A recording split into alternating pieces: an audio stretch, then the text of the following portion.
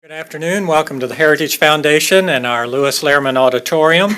We, of course, welcome those who join us on our heritage.org website on all of these occasions. For those in-house, we do ask if you'll make that last courtesy check that our mobile devices have been silenced or turned off as we prepare to begin.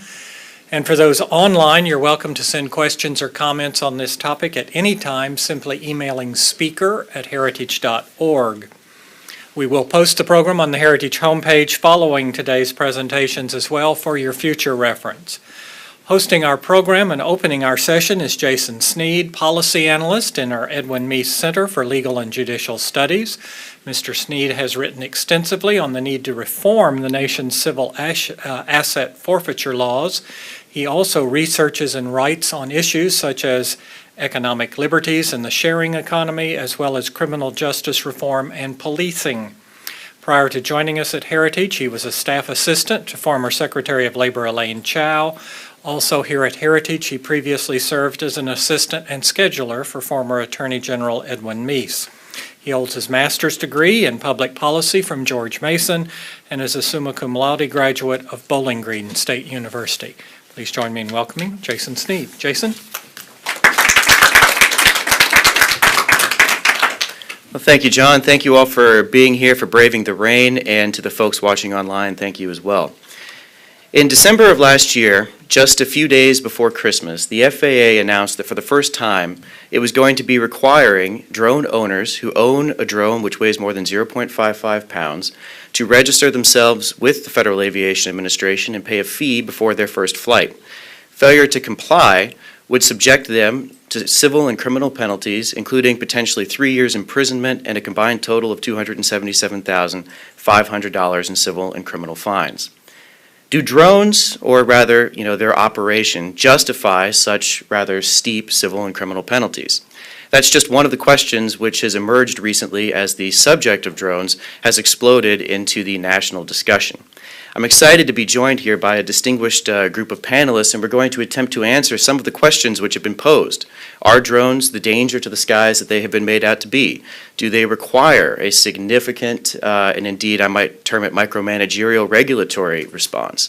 And what level of government should be handling drone affairs? I'm joined today in the panel discussion by Mr. John Taylor, a local attorney who has the distinction of suing the FAA over the drone owners registry I described earlier. I'm also joined by Mark Scribner, a research fellow at the Competitive Enterprise Institute, who has written extensively on aviation and drone policy. And finally, a Heritage colleague of mine, Michael Sargent, research associate in the Rowe Institute for Economic Policy Studies, and he specializes in transportation and infrastructure. We're going to be doing something a little bit different. It's going to be a moderated discussion, so we'll have a fairly lengthy back and forth up here, and then we'll open it up to questions from the audience. And John, I'd like to begin with you. I'd like you to give the audience an idea of the scale of what we're talking about. The FAA has obviously said that the proliferation of drones is one of the reasons that they're getting involved. How many drones roughly are we talking about in consumer hands, and what are the size and weight and characteristics of some of the most common models? Well, one of the things that prompted me to file the litigation that I filed, was that the FAA announced, as they came out with this registration regulation, that approximately 1 million consumers were going to be receiving drones for Christmas. And my thought was that it provided a very brief window of opportunity to get a court interested in stopping that process so that 1 million people didn't have to register their drones. I don't know the number that the FAA is currently using as who have been registered, and obviously that's only a small subset. There probably, I think we know, there are quite a few people who under the regulation should be registered who are not registering. And certainly there are a large number of drones that don't fit the criteria. So it's kind of hard to put a number on that. Sure. But there are drones of all shapes and sizes. I don't know what to say. They're actually, this is one. This is an unmanned air vehicle, I guess they call it, and it's part of a unmanned air vehicle system.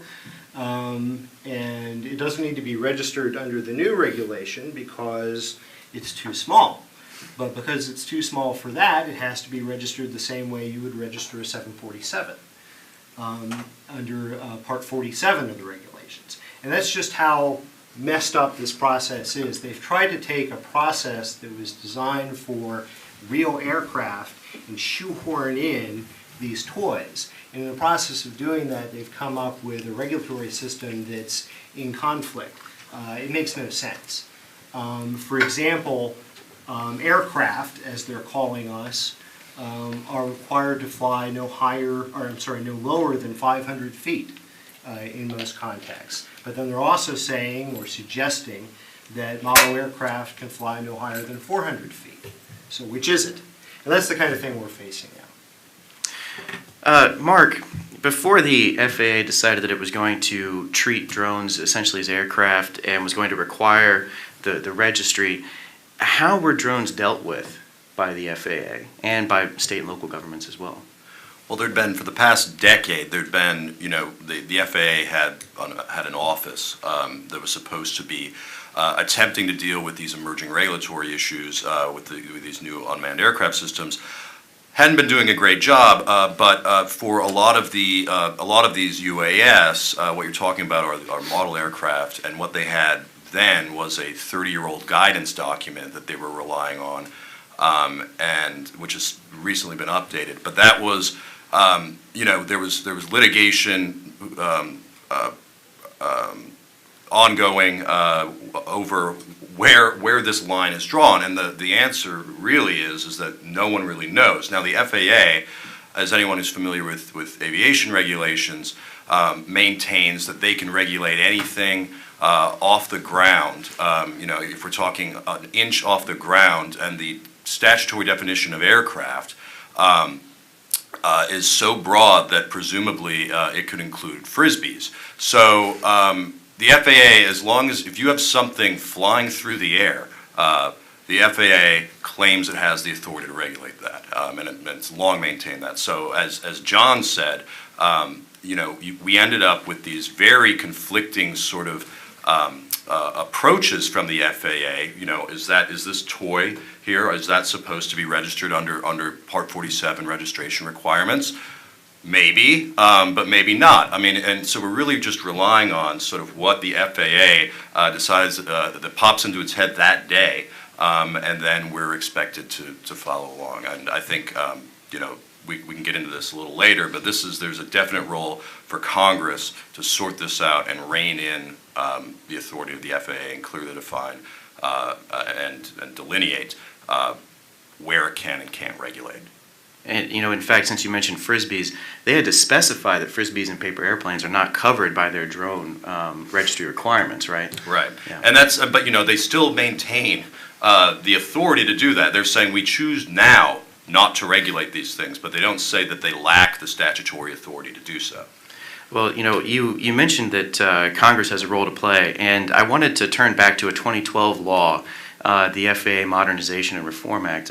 Mike, there is a section in that seemed to be fairly straightforward in terms of how the FAA is supposed to address model aircraft. You want to give us a little bit of a rundown on that? Sure, and I think Mark can expand on this a little bit. So I think the first thing that needs to be borne out is that the 2012 authorization explicitly banned the FAA from regulating model aircraft and under that small unmanned aircraft systems. And so the FAA essentially just pretty much ignored that statute and then went ahead with their drone registry. Anyway, even though that these drones very clearly fall under the definition of model aircraft. But I guess the FAA just in its wisdom decided that even though that what we essentially know are toys are aircraft similar to 747. And just in this regard, because they're defined that way and regulated that way, and this is a problem in the current Senate authorization, we essentially have this system now where the federal government is involved in all airspace issues under the current definition of aircraft. If you have a drone flying in your backyard, recreationally taking photos of your dog or something, and you have a child that throws a baseball at it and hits it and knocks it down to the ground, we're talking a federal crime, the same as essentially crashing, facilitating the crash of an aircraft. And to me, that obviously is ridiculous. And we'll talk about this in a bit, but the Senate authorization that we're seeing takes a similar heavy hand, unfortunately. So between the FAA and Congress, we're really going to need to have to sort this out, because the current regime just does not make any sense for the type of model aircraft that we're talking about. And in fact, I believe the FAA just confirmed that it is a federal felony to interfere with the operation of a drone. So, if you were there had been a series of drone shoot downs, but if you were to hit it with a baseball, you could theoretically go to jail for, I believe it's 20 years. 20 years, yeah. So, Mark, the language in Section 336, which said, no new rules promulgated for model aircraft, seems to be, as I said, fairly straightforward. But obviously, the FAA thinks that it's been able to get around that. In their interim final rule, how did they justify that? So what they said is that, yes, they admitted that 336 has this definition of model aircraft. However, they said that the broader definition of aircraft sort of overrules this subset, this smaller, more narrow definition. So then they said, oh, well, we still have the authority to regulate these things, even though it seems to be that Congress intended, and in fact, they did intend for things like what they did in December to not happen. They intended that. But it's also, this isn't the first time the FAA, in a rulemaking, now this was sort of extraordinary, and that's why John is doing the Lord's work and challenging this. But when they rolled out their initial proposal on, Congress had ordered them back in the 2012 legislation to integrate UAS into the National Airspace System. They were supposed to do that by the end of September 2015. That obviously didn't happen. But in the rulemaking, they started using Section 333, which was this waiver, this exemption for commercial UAS. And it was allowed, the purpose of 333 was to allow these commercial aircraft, small UAS, to fly before they completed the Section 332 rulemaking, which was the airspace integration rulemaking. But for the basis of their airspace integration rulemaking, they rely on 333. There's a few reasons they may have done that, but one that I think is the most troubling is that this basically, if they use 333 and say this is how we're going to, this is the statutory authority we're relying on to integrate UAS into the airspace system, that they can go back and say, oh, well, we never actually completed Congress's requirement. This is just, this is a gimme. This isn't the real deal. So it basically allows them to kick the can down the road indefinitely, while also tricking a lot of people into believing that I think they're trying to hoodwink Congress on this and to think that they actually did complete the statutory required rulemaking. So the FAA has been playing a lot of these shell games and really twisting administrative law in some pretty troubling ways to suit their ends. So I think it's something, even if you don't care about drones, I think some of the things that the FAA has been doing should be very concerning to people. So, Mark, I'll stick with you for just a second. Setting aside the process and some of the legal questions, we're obviously dealing with a policy that, at least I think, I would hope the FAA would believe is going to accomplish some goal or serve some purpose. What was the rationale for pursuing a registry itself as a policy? Well, as John said, they basically, someone at the FAA, or more likely someone, a political appointee, read a newspaper article saying that there were going to be 1 million drones sold over Christmas, and that scared them because they hear drone and they probably imagine predator drones, and they thought that this is going to be, we're going to start seeing planes, manned aircraft falling out of the sky because if we didn't do something to sort of to regulate them. Now, the issue is that registration in and of itself does nothing to mitigate any sort of safety risk. What are you going to do? You're going to tell someone to go log on. They're going to buy a drone. They log on to this website. They fill it out. Say, here's your address, and then a number is spit out to them, and then they're supposed to write that on their drone. Now, if you're a commercial pilot traveling at over 500 miles an hour, and happen to encounter one of these very small UAS, are you expected to read the registration number and then call in the FAA to report it? I mean, I don't think so. And if it's also, if these things are ingested, God forbid, in an aircraft engine, and then spit out the other side, torn to bits, are we supposed to then, are we calling in the NTSB to go and try to pick up the pieces and try to read the aircraft number? I mean, I don't think they're going to be able to do it. It'll be pulverized. So just from a practical perspective, it doesn't make any sense to try to mitigate UAS safety risk, which safety risk we can get to, and sort of the kinds of aircraft that we're actually talking about. But it doesn't make any sense to try to pursue this through a registration requirement. It just adds this is safety regulatory feeder, and really nothing more. And, there's also the question, I think, of trying to deter criminals, right? But, John, there's really no way for the FAA to track who's actually registering their drones, right? So if I wanted to commit a crime with one, I could probably skirt the requirements pretty easily. That would be very easy to do. The requirement is that the number be somewhere that is visible on the craft, and specifically says you can have it in the battery compartment as long as it doesn't have to be dismantled to find it. So even if someone who wanted to fly recklessly registered, and they probably wouldn't, they would just fly anyway, but even if they did register, all they'd have to do is, when they wanted to fly recklessly, take that number off and go ahead and fly. Yeah. So, I think what they saw here was there was this perception that we have to do something about this issue. So they did something. It's a feel-good measure. It has no potential relationship to safety. I guess they looked at 336 and figured out the statutory prohibition on regulation and figured out, well, how far can we stretch this? What can we get away with to do something so we can say that we did something? And so now they've got this thing, this registry that hundreds of thousands of people who are never going to fly recklessly, those are the law-abiding people, who have joined up and given their private information to, and they had an initial security breach, by the way, with that. But they did all of this, and then it's not really going to accomplish anything. Well, since you mentioned security breach, there is sort of a personal privacy element to this, right? Since they're talking about making it a publicly searchable database, I mean, you can imagine what sort of things would go on there. Yes. Yeah. What actually happened was people who went in, and I've read this various places on the internet, and the FAA has not denied this. They acknowledged they had a glitch. People went in there and they tried to register and they put in their information, and then other people's information would come up. Just a basic screw up. And all of this was because, presumably, they tried to rush this thing into operation and they just weren't sophisticated enough to handle it. Sure. One other thing that I wanted to talk about here is to circle back to the process.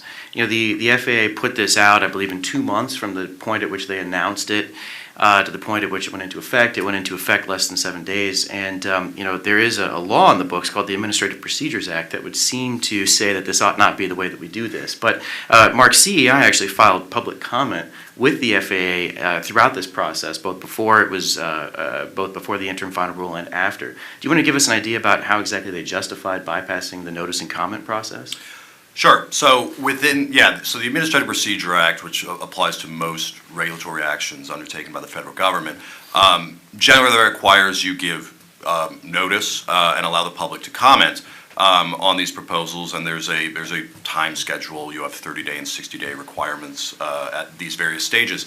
But there's also a provision in the APA called the good cause exception. And there's basically 3 prongs to this. It allows an agency, if it meets any of those 3 prongs, to ignore the notice and comment requirements. And what the FAA did is say, well, basically what they said is that this is such an important safety hazard, imminent safety threat, that we can't allow the public a chance to comment on this, because otherwise, doing so, we would be putting lives and property at risk. Now, this gets into sort of the absurdity of this sort of gets into what are we actually talking about, and I know John could go into much more detail on the specifics of the technologies that are involved, but often we're looking at, remember, this registration requirements goes down to unmanned aircraft above 0.55 pounds, so just over half a pound, you got to register. Now, what we're talking about, a lot of these very small UAS, the under 4-pound UAS, generally have a very, very short range, and they generally have a very, very short flight time on a battery charge. So we're talking often 20 minutes, and for many of these, you can only go several hundred feet from the operator.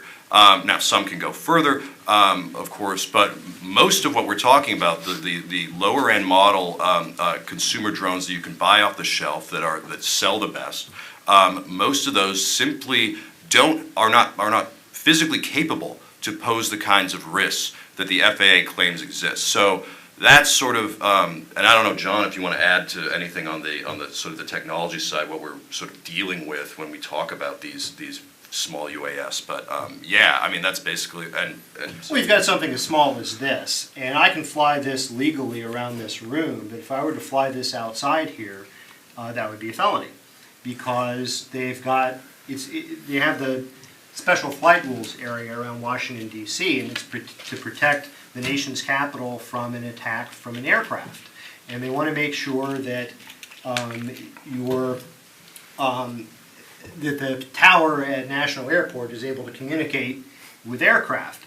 And this doesn't have a radio, and it can't communicate with National Airport, so you're not allowed to fly them here. They've got all kinds of things like that they have no valid application.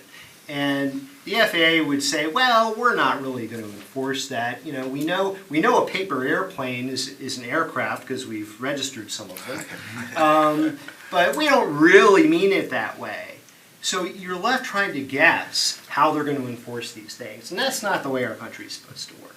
I mean, you know, if you ask the FAA, is a paper airplane an aircraft? Is a Frisbee an aircraft? The only thing they'll do is recite back to you the statutory definition, that it's a contrivance that's used to fly.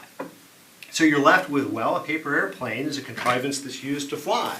This is an aircraft.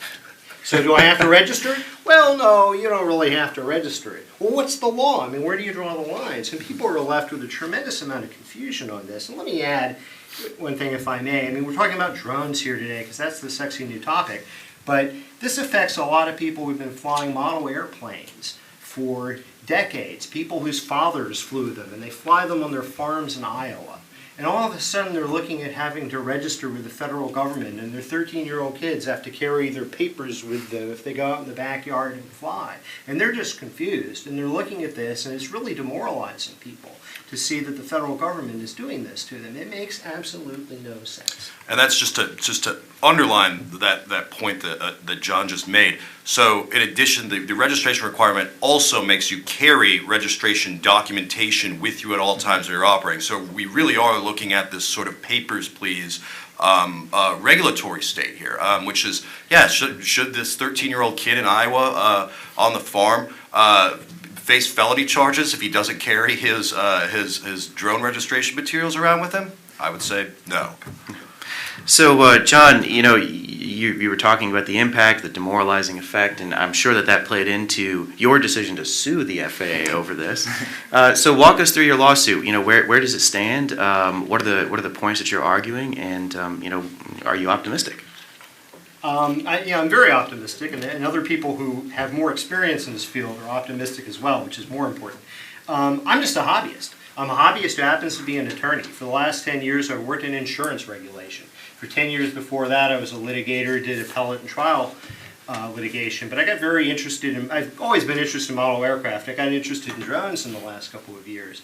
And when I started hearing on the internet about this drone registry that was coming up, and people started talking about it, and pointing out that it was clearly illegal under this 2012 statute, I thought, well, you know, somebody's going to file suit as soon as this hits the books. And December 16th came around, and I thought, well, where are the people filing suit? Where are the organizations? Where are the lawyers that want to make a name for themselves? Where are all these people? And nobody had filed. And then it became effective on the 21st, still nobody was filing. And the organizations I would have thought would have filed are saying, well, we're disappointed in this. But no discussion about actually filing suit. It's not that hard to file a lawsuit, it just isn't, in my experience. And so the afternoon of the 22nd came around, and I thought, no one's doing this, why isn't someone doing this? And I thought, well, you know, with this Christmas opportunity, there's a potential to get a court to look at this differently in this very narrow window than they will after all these millions or however many register. So on the night of the 22nd, I stayed up all night and prepared a lawsuit. I went and filed it the next morning. And I filed in U.S. District Court, and arguably they didn't have proper jurisdiction. I didn't have proper jurisdiction in that court. I called Jonathan Rupert, who's a leading drone attorney down in Florida, and he and I talked about it, strategized, and he told me, yes, this is something that's worth doing. And so we stayed up all night and prepared another lawsuit in the U.S. Court of Appeals for the next day, and I went and filed that. And actually, once I'd reprinted it in the proper font, we got the court to consider it. And